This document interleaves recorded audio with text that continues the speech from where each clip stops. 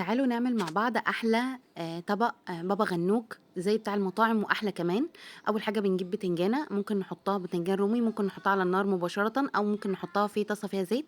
بعد كده هنجيب كام فص من الثوم، عليهم عدد واحد طماطم، عدد واحد فلفل أحمر، وشوية ملح، شوية كمون، شوية كزبرة، شوية شطة، وكام معلقة من الخل، ومعلقتين 3 من الطحينة، وكمان نحط زيت، أي نوع زيت عندك، زيتون أو زيت عادي. تمام، ونخلط كل الكلام ده مع بعض كويس جدا على ما يكون البتنجان معانا استوى وزي بقى زي الفل كده. هنبدأ ان احنا نحطه في طبق وهو سخن عادي علشان ما يسمرش معانا. هنبدأ ان احنا نقشر كل الجلد الاسود بتاع البتنجان وهنحطه مع الكلام الجميل ده في الكبة، ونبدأ ان احنا نطحنه طحنة كويسة جدا. ده هيبقى معاكم زي بتاع المطاعم بالظبط. وفي الاخر بعصر عليه ليمونة علشان تديله المزازة بتاعته الجميلة.